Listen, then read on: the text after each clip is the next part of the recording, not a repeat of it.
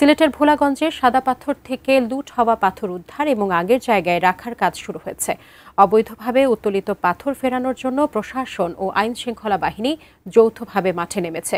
এ বিষয়ে বিস্তারিত জানাতে সাদা পাথর পর্যটন এলাকা থেকে সরাসরি যুক্ত হচ্ছে আমাদের সহকর্মী কামরুল ইসলাম মাহির সঙ্গে। মাহি, আপনি তো আছেন সেখানে, এই মুহূর্তে সেখানে কি অবস্থা দেখতে পাচ্ছেন আমাদেরকে জানাবেন। সাজিয়া, গতকাল রাত থেকেই প্রশাসনের তোড়জোড় শুরু হয়েছে। বিশেষ করে সিলেট জেলা প্রশাসন এবং বিভাগীয় কমিশনার যে সিদ্ধান্ত নিয়েছিলেন প্রশাসনের ঊর্ধ্বতন কর্মকর্তাদের নিয়ে, তারপরে কিন্তু 5টি সিদ্ধান্তর কথা তারা জানিয়েছেন।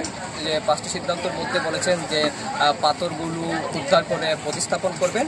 5 আগস্টের পরবর্তী সময় থেকেই এই যে নজিরবিহীন যে লুটপাট হয়েছে, সেই লুটপাটের ফলে যে পরিমাণ পাথর আসলে লুটপাট হয়েছে, সেই পরিমাণ পাথর আসলে উদ্ধার করা সম্ভব কিনা সেটি নিয়ে একটি প্রশ্ন রয়েছে।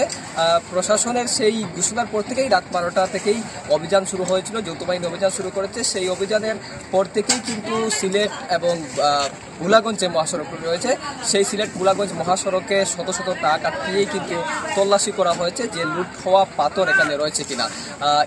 এর মধ্যেই কিন্তু রাত 11টার দিকে কোম্পানিগঞ্জ উপজেলা প্রশাসন একটি অভিযান পরিচালনা করেছে এবং আমি যেই স্পট থেকে দাঁড়িয়ে আছি, সাদা পাথর পর্যটন স্পট, এই স্পটের কিন্তু কাছাকাছি অর্থাৎ 1 কিলোমিটারের আশপাশ এলাকা থেকেই প্রায় 12,000 ঘনফুট পাথর উদ্ধার করা হয়েছে। এই যে পাথরগুলো উদ্ধার করা হলো, সেই পাথরগুলো আসলে সাদা পাথরের যে এলাকাগুলো প্রতিস্থাপনের কাজ হয়েছে বলে আমাদেরকে জানিয়েছে।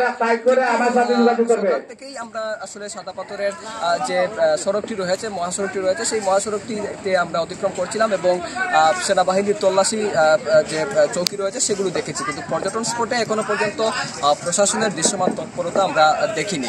সব মিলিয়ে বলা চলে যে প্রশাসনের তোড়জোড় শুরু হয়েছে এবং পাথর উদ্ধারের যে ব্যাপারটি তারা সেটিও শুরু করেছেন এবং 5টি সিদ্ধান্তের মধ্যে যে দোষী যারা রয়েছেন তাদেরকে যে গ্রেফতারের কথা বলা হচ্ছে, এখনো পর্যন্ত আসলে কাউকে গ্রেফতার করা হয়নি এবং যে 5 আগস্ট পরবর্তী সময় থেকেই যে এই দুর্বৃত্তায়ন এবং যে ক্ষমতাসীন চক্রটি রয়েছে, এই সাদা পাথরকে বিলীন করার নৈপথ্যে যারা ছিল তারা কিন্তু এখনো পর্যন্ত ধরাছোঁয়ার বাইরে, যদিও প্রশাসন বলছে তাদেরকে গ্রেফতার করা হবে।